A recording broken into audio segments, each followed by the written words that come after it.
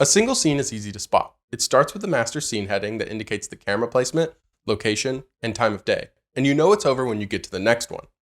But often, a story beat requires multiple scenes to play out, and we call these sequences.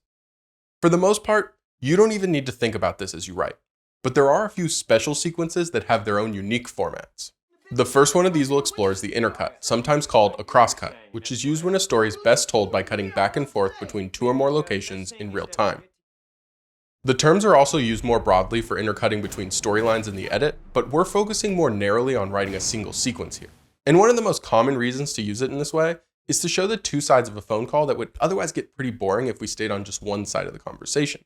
But keep in mind that the call could have more than two participants, and that calls aren't the only situations where intercutting is used. You might also intercut between separate conversations at an event, or between an interrogation and the detectives watching from behind a two-way mirror. In all these situations and more, an intercut tells the reader we're cutting back and forth to whomever's acting or speaking.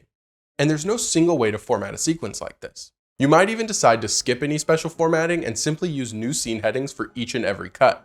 Interior, Millennium Falcon, Solo's gunport. Interior, Millennium Falcon, Luke's gunport. Interior, Millennium Falcon, Solo's gunport. Interior, Millennium Falcon, Luke's gunport. But as you may have noticed, that can get a bit annoying. So if you decide intercutting is the best way to tell your story beat, here are a few of the more common ways to approach it. Some writers like to establish all locations with their own scene headings first. Interior, Robbie's house, Robbie's garage, early evening. Robbie stands searching through the shelves until he finds a BC High yearbook. He flips to the faculty page, homing in on a photo. Father James Talbot. A beat. His phone rings. Robbie. Hey, it's me. Hey. You're not gonna believe it. Exterior, Suffolk County Courthouse, downtown Boston, same time.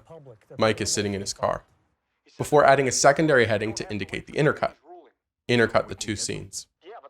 The actual intercut can describe what is being intercut, who is being intercut, or where these characters are with either a slash or an and between them. Some intercuts are treated like heading notes and separated from the description by a dash, but it's not uncommon to see a colon after intercut, or no punctuation at all.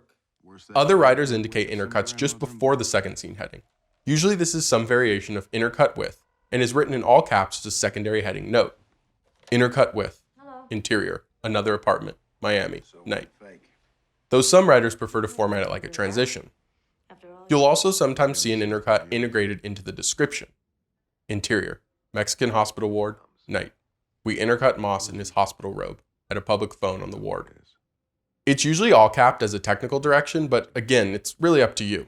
When you set up an intercut, you might be tempted to use continuous for the time of day of your second scene heading, since we're cutting back and forth between scenes in real time. Intercut with, interior, Evan's house, kitchen, continuous. It's honestly not a huge issue one way or the other, but if you've watched the earlier video in this series on primary scene headings, then you'll know that continuous is technically reserved for when a continuous action moves us between scenes. Since intercutting allows us to cut between two characters performing their own actions, it can't be continuous by definition, which is why I'd personally just stick to day or night to set up your intercut. Intercut with, interior, MIT Club Lounge, day. But every once in a while you might see same or same time used instead. These indicate a change of location without a jump in time or movement of characters. Intercut with, exterior, Palo Alto house, same time. This is very similar to continuous, but allows us to relate disconnected locations like the two ends of a phone call. But what if you need multiple scenes to occur simultaneously on screen? Well, that requires its own split screen format. A split screen sequence is exactly what it sounds like, two or more scenes simultaneously sharing the screen. You can format these sequences using any of the methods we used for intercuts, but there are also a few approaches unique to split screen sequences. One of these approaches uses a heading note at the front of a shared primary heading that lists both scenes with a slash between them. Split screen, interior, Harry's bedroom, night, / interior, Sally's bedroom, night. Since split screen scenes are almost always simultaneous in the story timeline, the time of day for both scenes is usually the same, which is why some writers will only include it in the second heading. If the actual time of day has already been established before the screen split, some writers will go even further by writing simultaneous for the time of day. But if the time of day is clear and the reader is already likely to assume a split screen sequence is simultaneous, they could really get away with removing the time of day element completely. If you want to get specific about what's happening in which parts of the screen, you'll usually want your description to include some version of on the left and on the right. Split screen, interior, Tom's apartment, / Summer's apartment, night. On the left, Tom tosses and turns in his sleep. On the right, Summer lies awake, staring at her phone. Most often, these left-right indicators are placed at the beginning of their respective paragraphs, with some emphasis matching between them, usually bolding, underline, or all caps to help the reader more easily keep track of things. You can also separate these left-right markers from the rest of your description with a comma, dash, or colon, which often also allows you to simplify the language without losing any clarity. Yet another approach is to introduce your split screen in any of the ways discussed and then literally split your script into 2 columns. We go to split screen. Left side, close up, the bride's unblinking comatose sleep. Right side, extreme close up of a woman removing white leather gloves from her hands.